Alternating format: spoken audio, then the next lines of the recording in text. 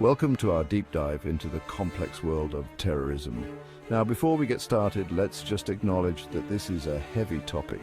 It's the kind of thing that keeps you up at night, makes you question humanity, and probably makes you want to hug a puppy while simultaneously building a bunker in your backyard. But it's also something we need to talk about because understanding the why behind terrorism is the first step towards actually doing something about it. Today we'll explore the major reasons behind terrorism and hopefully shed some light on potential strategies to prevent it. Let's be honest, politics has a knack for turning things messy, and when people feel like they don't have a voice, like their government just doesn't give a damn about them, things can escalate quickly. Imagine living under a regime that silences dissent, where speaking your mind gets you thrown in jail, or worse, you'd be pretty pissed off, right? Now, I'm not saying violence is ever the answer, but it's important to understand how these feelings of frustration and powerlessness can create fertile ground for extremist groups to take root. Take the IRA in Northern Ireland, for example. They used violence to fight against British rule, fueled by decades of discrimination and political marginalization. Or the PKK in Turkey, fighting for Kurdish autonomy. These groups, and many others like them, are a stark reminder that ignoring political grievances can have explosive consequences. Religion, it's supposed to be about peace and love, right? Well, tell that to the extremists who twist and distort religious texts to fit their own violent agendas. These groups weaponize religion, using it to justify horrific acts of violence and terror. They prey on the vulnerable, offering a dangerous cocktail of belonging and purpose, all under the guise of divine righteousness. Look at Al-Qaeda, driven by a warped interpretation of Islam to justify their attacks. Or ISIS, who carved a path of destruction across Syria and Iraq, all in the name of establishing a so-called caliphate. These groups are a terrifying example of how religious extremism can poison minds and fuel unimaginable violence. Let's face it, life isn't fair. The gap between the haves and the have-nots is wider than ever, and for those stuck at the bottom, desperation can make you do desperate things. When you're struggling to put food on the table, when you see no hope for a better future, it's easier to fall prey to extremist ideologies. Terrorist organizations know this. They see poverty and inequality as a recruiting goldmine. They offer a perverse sense of purpose, a chance to lash out at the system they believe has failed them.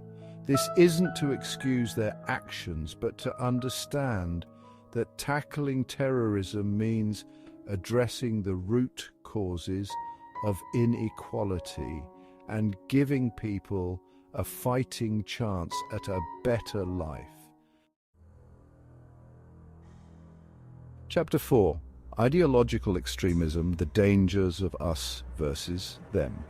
The world is a complicated place, full of different ideas and beliefs, but when those beliefs harden into extreme ideologies, when the world becomes black and white, us versus them, that's when things get dangerous. These ideologies thrive on fear, hatred, and the demonization of anyone who doesn't fit their narrow worldview.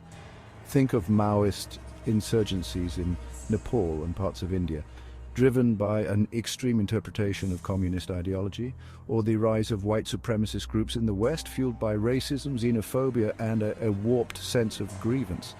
These groups, regardless of their specific ideology, all share a common thread, a willingness to use violence to achieve their goals and reshape the world in their image. Chapter 5. Revenge and Retaliation, a Vicious Cycle of Violence. The desire for revenge is a powerful motivator.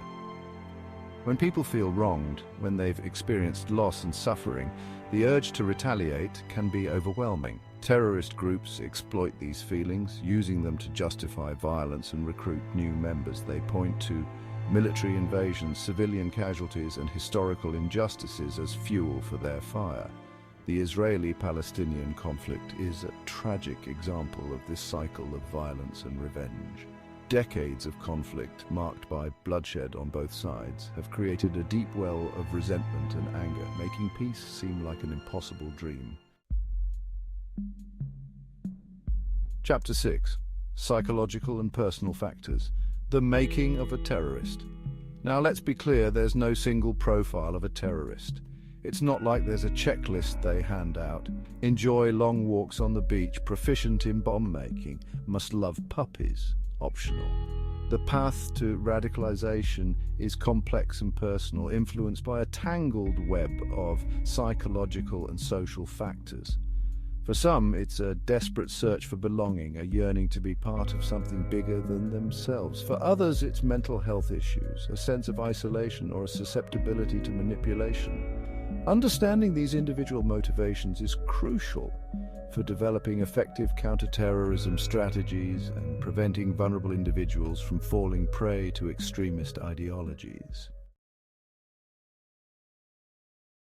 Chapter 7. Cultural and historical factors, the long shadow of the past. We don't live in a vacuum. Our present is shaped by the past. And for some cultures and communities, that past is filled with conflict, oppression, and a struggle for survival.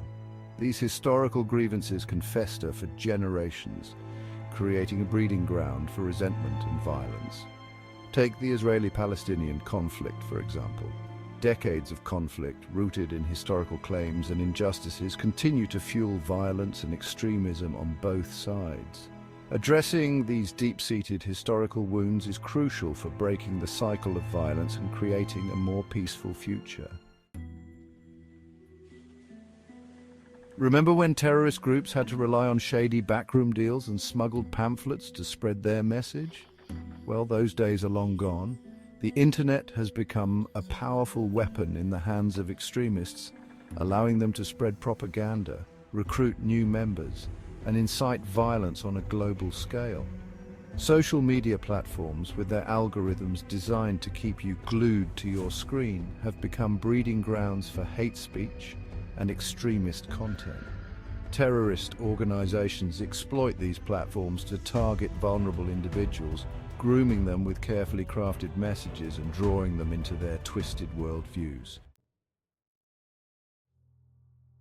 Sometimes the line between terrorism and state-sanctioned violence gets blurry. There are governments out there that actively support terrorist groups, providing them with funding, weapons, and safe havens. Why would they do this, you ask? Well, it's all about power and influence. These states use terrorist groups as proxies to advance their own agendas, waging wars by other means and sowing chaos in the region. Think of Iran's support for Hezbollah in Lebanon or Pakistan's complicated relationship with the Taliban in Afghanistan. These shadowy alliances make the fight against terrorism even more complex and dangerous. The desire for belonging is a powerful force, and for some that belonging is deeply tied to their national or ethnic identity. But when this sense of nationalism becomes extreme, when it's fueled by hatred and intolerance towards other groups, it can be a dangerous path. Terrorist organizations often exploit these divisions, using them to justify violence and recruit new members. They promise to protect their people, to fight for their rights, and to create a homeland where their identity is paramount. The Basque separatist group ETA in Spain, for example, used violence to fight for an independent Basque state. And the Tamil Tigers in Sri Lanka, fueled by ethnic tensions, waged a brutal war for an independent Tamil homeland. These conflicts are a stark reminder of how nationalism, when twisted into a weapon of hate, can tear societies apart. So, there you have it, a crash course in the complex and often uncomfortable realities of terrorism. It's a lot to process, and frankly, it's pretty damn depressing, but here's the thing. Understanding the root causes of terrorism, as uncomfortable as it may be, is crucial for developing effective prevention strategies. By addressing these factors, from political grievances to economic inequality to the spread of extremist ideologies, we can work towards a safer and more peaceful world. It's not going to be easy. and it's going to take a hell of a lot more than just a YouTube video. But hey, it's a start, right? Thank you for watching, and don't forget to like, share, and subscribe for more insightful content.